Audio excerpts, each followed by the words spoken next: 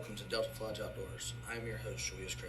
This is a podcast to not only entertain, but to occasionally teach new things. I may be the only one learning, but at least we're going to have some fun trying to do it along the way. Thank y'all. Hey everybody, welcome to Delta Lodge Outdoors. Your host, Julius Craig. Today I'm actually riding through South Louisiana with Brant and I. We're recording this one on, March 5th, Brant? March 6th. March 6th. 2025. It'll come out in a couple weeks. We're headed, you can hear a little background noise, he's driving. We're, you probably hear his damn mud grips on this truck. Gotta have a rope ladder to get in and out of it if you're my size. We're headed to check out some public land that he's never been on, and I haven't been on it in a couple years. Just want to check it out this morning because I'm in town for basically 36 to 48 hours. For a 2-hour meeting. I had to come in for a 2-hour meeting, 3-hour meeting that's on Friday. So I came in late yesterday evening so I could have today because I was actually, I drove in for it and I had to drive 8 hours to get to a 2.5, 3-hour meeting. So, and what's crazy, the whole crew had to come. So I've got like 10 guys coming on that same 8-hour trip. I just told them to be here by noon on Friday. I didn't care when they left San Antonio or whatever, just be there for noon. So we're going to jump into it. I think this one's going to be a recap of Brant's hunting season and a little bit of mine. So Brant, dive in there. How you been, buddy? I've been doing great, man. Just happy to being able to get out the house finally. It's been kind of cold, but yeah, so honestly, this is the first year I've actually gotten in a little experience with the saddle and everything. I transitioned from hunting traditional climbers and I actually got some of my gear from custom gear modifications. They built my saddle for me. Jerry, man, if y'all have never met him or heard from him, give him a call. He'll talk to you for an hour or two, just giving you a ton of knowledge on the saddle game. And he pretty much built everything I wanted out of my Cobra. I actually ended up getting the Cobra, and he sent me a whole bunch of extra stuff to just play with and learn. And so, yeah, I actually had several opportunities, JR, with getting one with the saddle and the bow. I passed because I was chasing a decent buck, and he never showed up when I was there. But I'm not discouraged. He'll be bigger next year. I ended up getting 2 does on the year, and my dad got him a doe, so it was a pretty solid year for us. Your first doe was, which 30-06 or 308? Yeah, so I finally broke the ice on the 30-06 I bought about 8 years ago. I killed her, and then the second one I shot during primitive with my dad's 35 wheeling. He's got a little CBA Scout, and that, I tell you what, that's a pretty sweet little setup he's got there. I'm gonna have to get that from him. Yeah, your 30-06 deer was kind of uneventful from what I recall when I was talking about it, but the 35 wheeling gave you a little bit of a scare, huh? Yeah, so the 30-06 actually, what was cool about that is I was on the phone with you looking for blood, which I found, and then you heard a gunshot in the background and didn't realize, but my dad was hunting with me, and he actually turned over a pretty good 3-year-old doe about 5 minutes after I shot mine. So that was a pretty cool deal, getting to clean a deer with your old man. Yeah, doubling up with your dad's like, It's like your birthday. It's pretty awesome. But yeah, with the CBA Scout, I really didn't run the ballistics and I really didn't have much knowledge on, that bullet and everything because it's such a heavy round. But apparently you can have a delay on your blood trail from what I was told and kind of what I was reading on after that hunt, because I was having trouble finding blood where I had shot the doe. And she was a good mature doe, so she was hard to get. She definitely gave me a little run for my money, but the blood trail opened up about 15 yards after I hit her. Yeah, he called me like right after he shot her. He's like, hey, I think the damn scope's off on this thing. Like, I can't find blood, da-da-da. And he's like, I was like, just wait a minute. I was at work. I couldn't talk right at that moment. And, because it was his day off. So when I called you back about 20 minutes later, it was like, hey, where are you? And he's like, I'm still here. He said, what you thinking? I was like, which way did she go? And, we talked about it a minute. And I was like, I would go in there and, we're going to turn right up here on the right. See that stop sign? Yeah. Sorry, I'm giving him directions as we go, because he's one of them that, if he rides with me to where we're going, if he doesn't drop a pin, he won't be able to make it back here. Yep. So, I got him driving. So, but yeah, so he goes there and he's like, what exactly happened, Brant? You thought she went to the right? Yeah, so what happened was the direction... There was multiple deer, so yeah, that way. There was a bunch of does out there, and she actually, whenever I shot... So let me back up a little bit. So my cousin actually helped my dad get the gun sighted in. So whenever I found out that, about 30 minutes after I had shot, I kind of realized that, you know, that gun was probably on, and I trusted my shot. It's a pretty sweet gun, and I knew my shot was true. So that's why I was kind of discouraged. I thought the gun was off. But anyway, the doe ran straight forward from the direction she was facing after I shot. So I kind of figured, because they split up, that she was hit. So anyway, where she crossed back across the road, she made a 180 and went back across the right side after I had shot. I was looking in the wrong place for the blood, and I actually have a video. I could probably try to post it in the comments on YouTube with this video so you can see, but it was crazy because whenever I started backtracking, and JR, when I was on the phone with him, he said, go ahead and backtrack your steps and go look and see where that deer is and follow the blood. Don't follow where you think the blood is. And when I started doing that, I mean, the trail just opened up wide. I was like, go to the deer that crossed back the other way, I said, because that's probably your deer. Yep. See the third piece? A whole bunch of them. Yep. Straight. But yeah, so she was actually about 35 yards closer to me where she crossed on our right-of-way. So that's what really turned me off. Whenever I went initially looking for the blood, I actually walked right over my blood trail. So thankfully I didn't mess that up. But yeah, she was a big old girl. She definitely was a lot to get out of there. So, but yeah, it was definitely, JR, an exciting season. I'm thankful. A lot of guys, between you and Ty, y'all both helped me with the saddle game. Y'all helped me get the right stuff because y'all done a lot more field testing than me on all this stuff. Because you've got a couple different saddles. I think Ty's in year 4 of this. When we start this deer season, it'll be his 5th full year to start a season saddle hunting, I believe, and my 4th. Y'all got me so excited about it that I ended up turning around and buying that new one stick that Greg Staggs had put out there. So I'm kind of excited to hear from them when they're going to ship it out. You're running, that's that, the new solo stick? The new solo stick, you're going to be running it next year. Ty's still running the traditional Eastern Woods Ultimate one stick. You got your I have my 10-year-old Hunter. He uses my Eastern Woods one stick now, and I use a slick rig out on a limb because it folds flat. And the crazy thing about weights on them, the one you ordered weighs a little over almost 3 pounds. Yep. His is like 2.8, 3 pounds, something like that. And he has Brant, you also have a Eastern Woods set up too, and they run it actually in the floorboard, the back seat. He was pointing at it. They run about 6 1/4, 6.5 pounds set up. I switched October of this year, I think, to the slick rig. We went and hunted the first week of October, and I was using my out on a limb. It was 6.5 pounds, and my camera arm at that time was another 2.5 pounds. And all my gear, I think, saddle gear and backpack and everything went like 22 pounds. And I'm like, dude, I guess I got spoiled. To me, that got heavy. So I come back. I ordered the slick rig because it was 2 pounds lighter. The slick rig comes in at a hair over 4 pounds the way I have it set up. So I lost 2 pounds there, 2.5 pounds. And I also switched camera arms to like a Genesis 3D.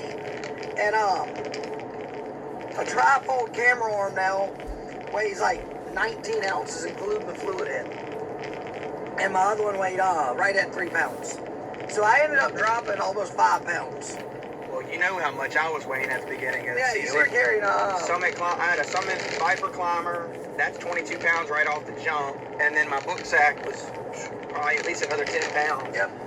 And I hurt my back. We were hunting some public land first week of October in North Louisiana, and yeah, I ended up hurting my back. But yeah, I'm excited. One thing I like about my saddle is just the customization you can do with custom gear modifications. Jerry really, it really just, whatever you want, you can tell him, and I guarantee he can try to build it if he doesn't have it. That's what I was sitting there last night. My grandfather, when I was a kid, had this shirt. I always used to pick at him about being his business shirt. Every time we were going somewhere to look at a horse, dog, whatever, like we were doing business, he wore this certain button-up shirt. And I was sitting there, like, last night, and I got to thinking about it because Jerry had posted a custom saddle that somebody had made out of their grandmother's curtains. Yeah. And I'm like, and I've seen some out of shirts and everything. So while I'm in town, I'm gonna tell my grandfather I want one of his old shirts, and I'm gonna send it to Jerry and get. But that grandfather does not hunt at all. So it's the whole thing of like. It's not even camo. Yeah, it's not even gonna be a camo shirt. He doesn't hunt. He never got me into it. He's the reason I have the love of horses that I do, and the reason I have a whole herd. And that's what he asked me yesterday when I was driving in. When's them broodmares gonna be dropping them babies? Like we need to see what that first foal crop's gonna look like. He said, you got 2 bred, right? I said, I got 5. He said, oh shit. Because I've got 5 broodmares, 3 3-year-olds. I mean 3 2-year-old coming 2-year-olds, stud colts. Coming 4 5-year-olds, my good stud. Gelding, a donkey, and a donkey, and I got 5 babies that should be born in the next couple weeks. Sounds like a lot of work for you to have to move out of. It's a lot of work. And then I got to get coggins pulled on every one of them, which is like $50 a pop to move them across state lines, 75, something like that. So all my coggins have to be. I got to make sure they're up to date. So per horse. Yeah. So a lot of new goals for next year for sure, especially. You know, getting in the saddle game after this year. I really wasn't planning on hunting out of the saddle this year, but Custom Gear was so good about sending my saddle, you know, right around Christmas time. I ordered all that stuff on Black Friday. I got my book sack. I got all that. It's easy to compact with the Eastern Wood Outdoors. I ended up running the Ranger from Latitude, the 22. It's a pretty good size. Most guys know all this stuff because everybody's doing research nowadays, and what's awesome is they have so many more packs coming out because they had that big show last. When the hell they put? Sorry. Go ahead. Oh. I haven't been to where we're at in a couple of years because I moved out of Louisiana almost 3 years ago, and we're pulling up. We're gonna take a left right here, then a right. Okay. And I'm like, what? They put a gas station on this corner since I was here last. But yeah, so definitely going into next year, I'll have a lot more motivation to get out there with the bow and be really mobile, honestly, because our other pro staffer Ty, he's got a couple spots that we can slip and hunt, some nice areas out in Louisiana, and it's nice to be able to be so versatile and be able to just be flexible. You don't have to hang a stand, scout. You can really just walk in the woods. It's a great thing. You can scout your way in and pick a spot. That's what he learned the hard way the first Yeah, it's week. one of those things you just got to live and learn and learn like, from. I hate the terminology game changer, because everybody uses that, but it really is. It is a game changer. I mean, and it's like, it's a difference maker. You know, it's like, I chuckle because one of the podcasts I was listening to yesterday when I was driving, since I had like an 8-hour drive, and with traffic, I think it turned into like 9.5. I was listening, catching up on some podcasts that I like to listen to, and I was listening to the Hunt Or podcast, and they had, can't think of the guy's name right off the top of my head. He's out of East Texas. He killed some pretty good deer. He actually killed like in Kansas this past, like last year, whatever. He's the one that killed like 230 odd cubic inch. Not cubic inch, like 236 inch deer. Yeah. Yeah, he killed a massive buck in Kansas, and he just killed like a 186 I think on public land in Texas and shit, which is impressive for East Texas. But he was talking about that new. I sent you and Ty the link the other day. That new lone wolf climbing stand. Yeah. And he was actually talking about it, talking about how versatile it is and everything. It was like, you know, I would love to see one because the way he was talking, it'll fit any tree without an issue. Like, who said that? The guy that has it. Oh, okay. That was in this podcast. I would like to see one and see it in action. Yeah, but you're going to be doing some limbing. Just like a climber, you can't go around limbing. Well, hunting pine trees in the south, Yeah, but I mean, I guess. But I wouldn't buy one anyway, because the price. What's the price tag on it? The JR? price is like $11.50. Like. That's a lot. I mean, I don't. You know what's crazy? I might not have that. Keep going straight. I might not have all that in my saddle hunting gear. And you got 2 saddles. I got 4. That's why, Jerry, like, we're not endorsed by Jerry or anything with Custom Gear Modifications. We just love what he builds and everything. And he posted a saddle the other day, and it was a custom Cobra that ended up not selling or something, and he was putting it on like a discount. And somebody was like, man, I might have to buy that, but I don't know how to explain a second one to my wife. And I'm like, you're worried about a second one? I was like, I'm buying one. I was like, I already got 4, and I'm going to buy another one. Like, it just... Yeah. And, but my 10-year-old son, Hunter, which y'all have seen videos of him, and he's been on the podcast and everything, he hunts out of a Pygmy Rattler, which is by Custom Gear Modifications. And, he's going to end up just taking my whole paycheck, everything he keeps coming out with. He just came out with that little backpack organizer thing. I mean, you got to give him an idea, and he'll try and make it. I got to talk to him about an idea I have on something. I'll show it to you. If I've got a picture of it with me, I'll show you this evening of something that... The needle and some thread. It's like a fanny pack. With a tree. Yeah. I need something that goes around my chest to put my phone in, because I'm notorious. You can ask JR this past season. I've learned the hard way that there's a couple times up and down the tree per hunt, go and get a phone or go and get something that I dropped, and I have pictures. He needs to get... Greg Staggs has a video of that grabber. Yeah. But Jerry just came out with one too. That's what you need. Well, what's funny about that deal is the saddle game is so better. It's just so much better because I'm sitting there in the tree and I dropped my jacket. Thankfully, it wasn't cold that afternoon. I texted JR and Ty and I said, hey, man, I just dropped my jacket. It's at the base of the tree. Well, anyway, an hour and a half later, I got 3 does in my corn, and they come walking up, and they get under my tree because a little 8-point pushes them off the feed, and they're smelling my jacket under the tree. Never knew I was there. Did I tell you about dropping I got all the way up and dropped my quiver off my bow back to the ground? That's when you were hunting in October. I did it again at my house, up at the ranch. But in October, I went back down and got it. This hunt you didn't? No, the hunt at my house, I tied, you know, my, your clips, you know, a carabiner. I had a carabiner, and I took a piece of my paracord and tied the carabiner open and dropped it down there and hooked the loop on the end of the quiver and pulled it back up. Ain't nothing wrong with that. It worked. It was like, I was like, yeah, I'm bored. Yeah. And I fished it back up. And then the deer came out.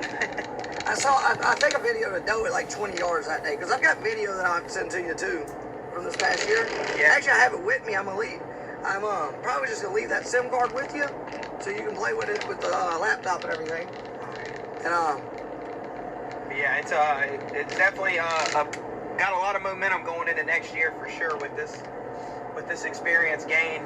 Got a little feel for the public land thing as well, so it's definitely a lot of momentum, and I can get more confidence for sure with changing over, because a lot of guys are going to public land and WMA, sadly, and going out of state, especially down here, just because private land has gotten so expensive. Leases people just can't afford. You got pigs everywhere, so people are changing their approach. Oh yeah, it's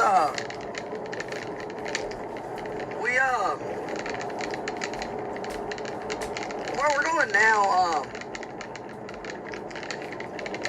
I've never seen pigs on the WMA I'm headed to, but I mean, it's Louisiana, they're on everything. Seen some, decent deer over here. Brant's never been to it. I don't think he'd ever heard of it until a few weeks ago. And everything. Then it's like, we're, what our plan for this year, like, and that's what we were talking before. He ever got into saddle hunting. Was our Kansas trip. We're gonna try and move it up to this year. But he's like, how are you gonna, what are you gonna hunt out of? And I said, I was like, I'm gonna have my saddle with me. I said, I can climb anything with it. I can climb a 4x4 post. I'm perfectly fine. He thought I was screwing with him until he got all his in, And Brant, what do you plan on bringing to Kansas with you now? Definitely my Cobra from CGM. Yeah, it's What's funny is about you talking about the 4x4 post. Highly do not recommend hunting in a small tree when it's highly windy though, because I've never been afraid of heights. But that hunt, I texted JR. He was actually working that day too. I feel like I only hunt when he's working. And I said, dude, I'm about 30 feet up, and this tree feels like it's about to fall down. He said, why are you up so high? Just climb down. yeah, So like you're above your canopy where you're at. I came down. I still saw deer that day. I saw 2 does, but He well, when we hunted the place in North Louisiana that I had a lock on, we went in there and he's like, oh, it ain't high enough. We need to move it. It was what, about 10 feet up? 12 tops. Yeah. And he didn't think it was high enough, so you went up, what, about 20, 22 feet with it? Pretty much, yeah. Three or 4 sticks, yeah. Then couldn't see shit. Yep. We're going to the interstate. Only had 2 shots. And But where I had it, you could see everything. I'm like, he's like, why didn't you tell me? I was like, well, I told you it'd be above the canopy. And he's like, I thought you were going to stop me. I was like, no, I figured you'd figure it I out. had way more issues than them deer not being able to get a shot on. Yeah.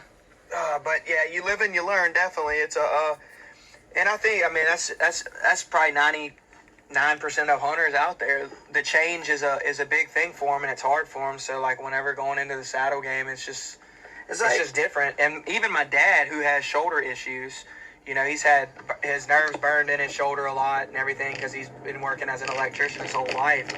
I mentioned the saddle to him, and he's actually looked at it because he's been around linemen and stuff, and he knows what saddles are about. And he's been a hunter his whole life, and he's only pretty much hunted out of either box stands or ladder stands. And he was looking at my saddle this past year, and he said, I might want to look into getting in that. And I said, well, we can hang you some presets, across everywhere, and you just put your tether around the tree and go up the tree and be tied off already. Yeah, it's like it's worth it. That's what I told Brant. Like my private property up in Oklahoma, I have a couple presets on it where I can just go there and or Hunter can go there and tie off. Like we both use presets on it, and but it's like hunting public. What's great about having that one stick is you can just, and people do it with carrying 3 and 4 sticks with aiders and everything too. You can just bounce around, and I think that was the biggest thing that Brant took from the early October trip was how minimum of stuff I had to bring in. Yeah, because there was a lot of opportunity. And time, there was so much opportunity on that trip, even though it wasn't a good week, it wasn't the best week. It was hot, barometric pressure wasn't right. JR had kind of pre-scouted the weather and stuff for us, but everybody wasn't seeing deer. All the guys that were coming in and everything, it wasn't the best week, and unfortunately, nobody got anything in ice chest. But that's not what it's about anyway. Before we went, that's what I told Brant. I said, the first week, if the weather's right, is good because it's less pressure. The deer haven't been pushed around. So the first day or two, they're going to be okay because all the traffic starts. Then the traffic starts picking up and they'll shift patterns because they're going to be like, oh shit, it's hunting season. And the human scent. I said the third week is when we should be going because everything's going to be right. And they'll start making scrapes, they'll start doing. And the third week of October this year is where it picked up there. And it played out this year where that was it. It's an experience thing. It was the first big, really Delta Lodge trip. Yeah, it was our first one. We had to make one that was. I took them somewhere where I had a lot of familiarity with, so that we were still close to civilization. We didn't if we needed something. Yeah, you take out the just accident prone, just nothing bad happened. No one got hurt or anything. Yeah. That's the big thing. And I think Brant had more fun with. He learned that everything I cook can go on you can make a quesadilla out of it because everything goes on a tortilla.